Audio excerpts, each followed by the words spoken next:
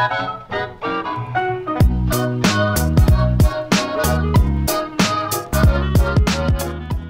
is going on, everyone? It's Nero again, and here for you some Call of Duty Black Ops 2 playing some Domination. It's on the map Studio, and this was part of the Uprising DLC, and I am super happy with this map. So this is actually the map I was most excited for. So obviously we knew what maps we could expect. We could expect Magma, we could expect Vertigo, we could expect this map, we could expect Encore. This was the map I was most excited for because I was a big fan of Black Ops 1. I loved Black Ops 1. And what this map is, what Studio is a completely reimagined version of firing range from Black Ops 1. That's all it is. It just looks so much better. So in Black Ops 1 was like this, it was just a firing range. That's what it was. It was a firing range. It was basically just a bunch of wooden shacks put together in the middle of like a desert area. And that's what it was. It was called firing range. Here, it's completely different. It's a movie studio, and it's gorgeous. All the different things throughout this map. So you can tell, like right now, I'm in like this old western house area. And if I go to different parts of the map, like all of a sudden I'll be by a pirate bay, or all of a sudden I'll be in a dinosaur jungle, or all of a sudden I'll be in this like space-looking place. There's actually one spot, it's like for a Godzilla movie. It's down towards what we used to call the firing range. It's basically the bottom half of the map. There's no flags anywhere near it.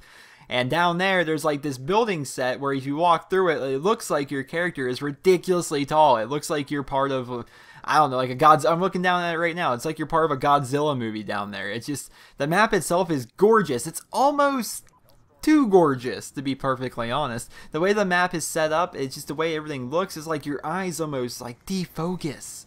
Like it's hard to pay attention to anything that's going on because like on the original firing range, everything was gray and brown. It was not very stimulating to the eye, and it was just, you know, you could look at it and it's like, no big deal. You look at it, you don't even think about it, and it's easy. It's easy to pick out targets. When you play on this map here in Black Ops 2, it's a bit more difficult because there's so much color. It's honestly almost overwhelming. Almost overwhelming.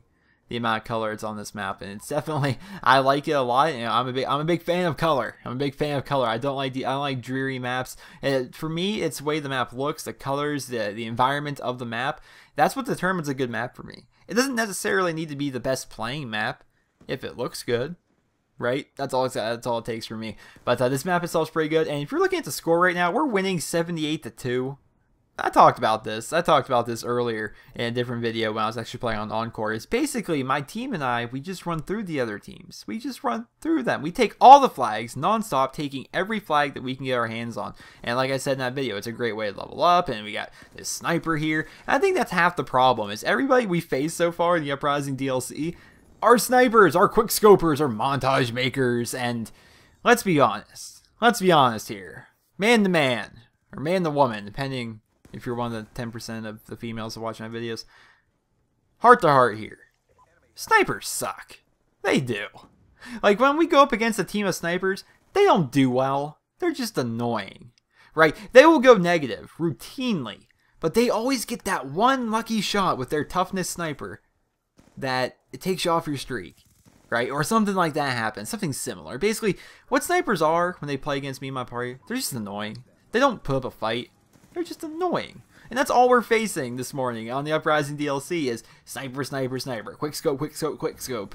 And these people just routinely go negative and routinely just get dominated to the point that we're winning 120-5.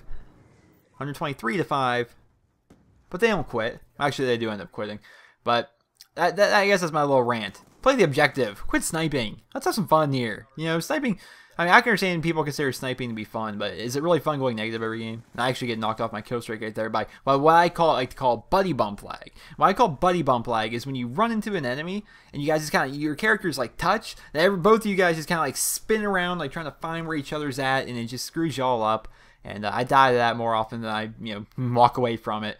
But that's how I got taken off my kill streak. But we're still winning by a lot, and 144-5 for crying out loud. This is a really fast match. And what I like about Studio is, you know, once again, it's completely the same as Firing Range. It just looks different. But the map Firing Range itself is a really great map for objective play. It really is. I can remember back to Black Ops 1. We actually have a video up. It's still up. It's on a different channel, but it's still up. We had the first ever 200-0 in Black Ops 1. And what 200-0 domination is basically you don't let the enemy team capture a single flag the entire match. You win a domination match with 200 points. The enemy team has 0 points. A 200-0. And we did that a couple times actually in Black Ops 1, but you can't do it here in Black Ops 2, or at least maybe if you were to use the combat axes and somehow get a lucky throw or something. But how you would do it in Black Ops 1 is you'd be able to throw a spawn nade. And if the enemy team wasn't using Flag Jacket, that spawn nade would land down and it would take them off the A flag or the C flag, wherever side you spawned on. But you can't do that because you have to wait 10 seconds to be able to throw a lethal grenade here in Black Ops 2. And because of that, the enemy team always captures their flag. So we end up getting games like this where we're winning 168-5 at halftime. And the snipers are slowly starting to walk out of here. Slowly starting to just turn tail and back out of the lobby. But the second half of this match is actually going to be really quick. It's not going to be a long. It's not going to be a long half at all. There's actually a noose hanging right next to my guy. It's kind of creepy. You see the noose just swinging there while I'm capturing the C flag. My whole team rushes towards the A flags. We want to get an underage. You don't know what an underage domination match is. Basically, what underage is you win a domination match by letting the team get 17 points or less. Get it? Underage, typically the legal age for the most part is 18. So if you let them score 17 or under, it's considered an underage win.